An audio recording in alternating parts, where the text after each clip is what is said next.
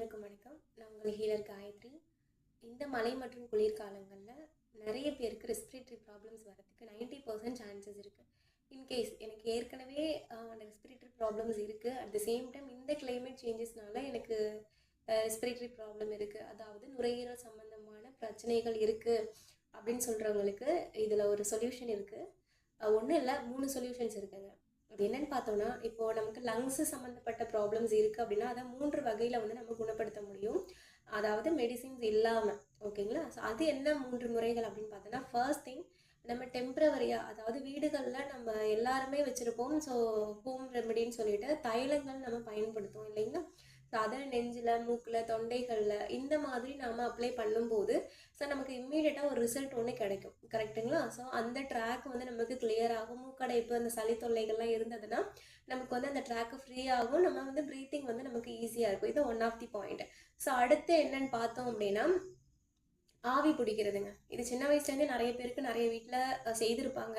So இதில் வந்து தைல இலைகள், அதாவது யூக்கலிப்டஸ் லீவ்ஸ் இருக்கும் இல்லைங்களா, அந்த யூக்கலிப்டஸ் லீவ்ஸ் அண்ட் தென் அந்த நீம் லீவ்ஸ், இந்த மாதிரி நம்ம அந்த வேப்ப இலைகள் இதெல்லாமே நம்ம போட்டு, நம்ம அந்த ஆடதோட இலைகள்லாம் போடுவாங்க. ஸோ இதெல்லாம் போட்டு நம்ம கொதிக்க வச்சு அந்த தண்ணியை வந்து நம்ம வெறுமனே ஒரு 10 to 15 மினிட்ஸ் நம்ம ஆவி பிடிச்சோம் அப்படின்றப்ப நமக்கு அந்த ரெஸ்பிரேட்டரி ஏரியா, அந்த ட்ராக் வந்து நமக்கு என்ன ஆகும்னு பார்த்தீங்கன்னா கிளியர் ஆகும். நமக்கு ப்ரீத்திங் வந்து ஈஸியாக இருக்கும். நாளடைவில் அந்த சளி தொல்லைகள் இருக்காது. சளிகள் இருந்தாலும் காலப்போக்கில் அது குறைய ஆரம்பிச்சிடும். இது 2வது பாயிண்ட். ஸோ 3வது சொல்யூஷன் என்ன அப்படின்னு பார்த்தோன்னா, நம்ம மூக்கு குழாய்கள் பயன்படுத்தி மூக்கை வந்து கிளீன் பண்ணுறதுங்க. ஸோ அது எப்படி பண்ணணும் அப்படின்னு பார்த்தீங்கன்னா, ஸோ மூக்கு குழாய்கள்னு நீங்கள் கூகுளில் சர்ச் பண்ணிங்க அப்படின்னா அதோட பிக்சர்ஸ் வரும்.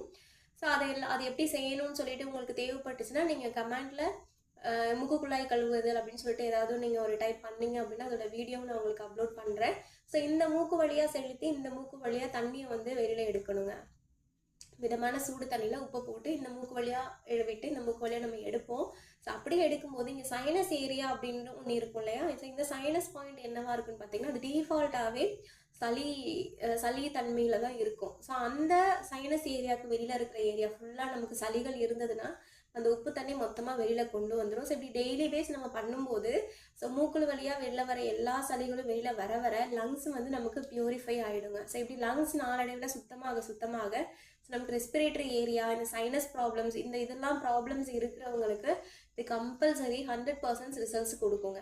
ஸோ இந்த 3 விஷயங்கள் நம்ம ஃபாலோ பண்ணோம் அப்படின்னா இந்த ரெஸ்பிரேட்டரி ப்ராப்ளம்ஸ் அப்படின்ற ஒன்று நம்ம ஈஸியாக கடந்து வர முடியும். தேங்க்யூ.